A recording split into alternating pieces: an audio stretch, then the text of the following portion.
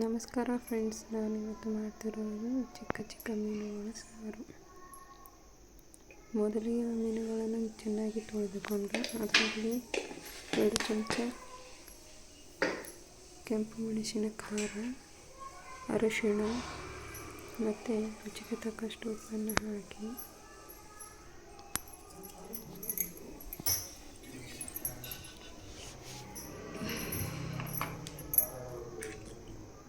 ಹುಣಸೆಹಣ್ಣನ್ನು ಸ್ವಲ್ಪ ಒಂದು 10 ನಿಮಿಷ ಮುಂಚೆ ನೆನೆಸಿಟ್ಕೊಳ್ಬೇಕು. ಆ ಹುಣಸೆಹಣ್ಣು ಚೆನ್ನಾಗಿ ಕಿವುಚಿ ಅದರ ನೀರನ್ನು ಅದರೊಳಗೆ ಹಾಕಬೇಕು. Please like, share, comment and subscribe my channel. ಎಣ್ಣೆ ಕಾದ ನಂತರ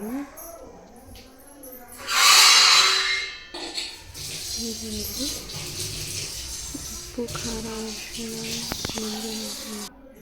ಹುಣಸೆಹಣ್ಣಿನ ರಸ ಹಾಕಿರುವಂಥ ಮೀನನ್ನು ಹಾಕಬೇಕು. ಇದನ್ನು ಚೆನ್ನಾಗಿ ಮಿಕ್ಸ್ ಮಾಡಿಕೊಳ್ಳಿ.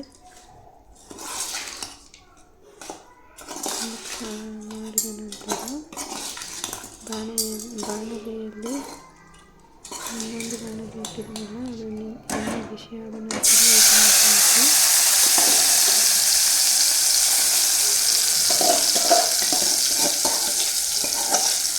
ಹಾಕಿದ ಮೇಲೆ ಸ್ವಲ್ಪ ತಿರುಗಬೇಕು.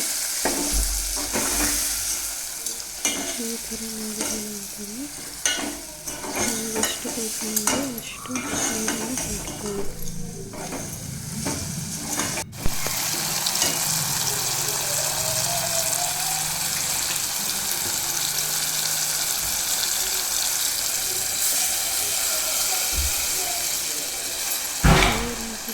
ಸ್ವಲ್ಪ ಮೀನುಗಳನ್ನು 4 ನಿಮಿಷ ಬೇಯಲು ಬಿಡಿ. ಆವಾಗ ಈ ಥರ ಕುದಿ ಬರುತ್ತದೆ.